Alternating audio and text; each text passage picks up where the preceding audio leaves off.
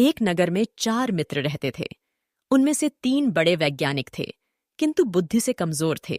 उनमें चौथा वैज्ञानिक नहीं था, किंतु बुद्धिमान था। चारों ने सोचा कि विद्या का लाभ तभी हो सकता है यदि वे विदेशों में जाकर धन संग्रह करें।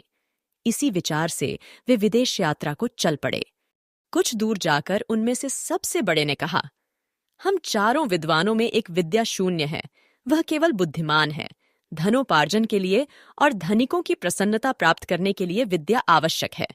विद्या के चमत्कार से ही हम उन्हें प्रभावित कर सकते हैं, और हम अपने धन का कोई भी भाग इस विद्याहीन को नहीं देंगे।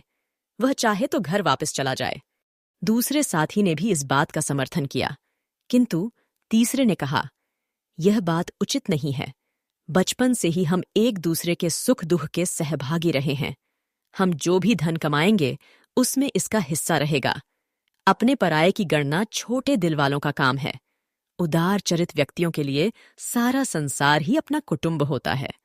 हमें उदारता दिखलानी चाहिए। उसकी बात मानकर चारों आगे चल पड़े।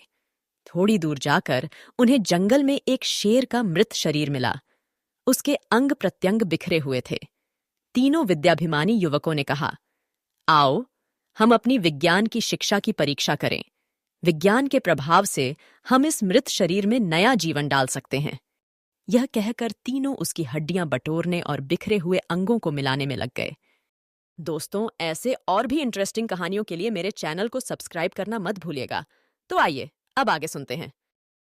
एक ने अस्थि संचय किया, दूसरे ने शेर के चमड़े मांस को एक जगह इकट्ठा किया, तीसरे ने प्राणों के संचार की प्रक्रिया शुरू की। इतने में विज्ञान शिक्षा से रहित किंतु बुद्धिमान मित्र ने उन्हें सावधान करते हुए कहा, जरा ठहरो। तुम लोग अपनी विद्या के प्रभाव से शेर को जीवित कर रहे हो। वह जीवित होते ही तुम्हें मारकर खा जाएगा। वैज्ञानिक मित्रों ने उसकी बात को अनसुना कर दिया। तब वह बुद्धिमान बोला, यदि तुम्हें अपनी विद्या का चमत्कार दिखलाना ही है तो दिखलाओ, लेकिन एक क्षण ठहर जाओ, मैं किसी पेड़ पर चढ़ जाऊं। यह कहकर वह ऊंचे पेड़ पर चढ़ गया। इतने में तीनों वैज्ञानिकों ने शेर को जीवित कर दिया। जीवित होते ही शेर ने तीनों पर हमला कर दिया और वो तीनों मारे गए। अतः शास्त्रों में कुशल होना ही पर्याप्त नहीं है। लोक व्यवहार को समझने और लोकाचार के अनुकूल काम करने की बुद्धि भी होनी चाहिए। अन्यथा लोकाचारहीन विद्वान भी मूर्ख पंडितों की तरह उपहास के पात्र बनते हैं। दोस्तों, यह कहानी यहीं खत्म होती है। और भी बेहतरीन कहानीकारों की इंटरेस्टिंग कहानियों के लिए प्लेलिस्ट पर क्लिक करना और साथ ही लाइक सब्सक्राइब करना मत भूलिएगा। सुनने के लिए धन्यवाद।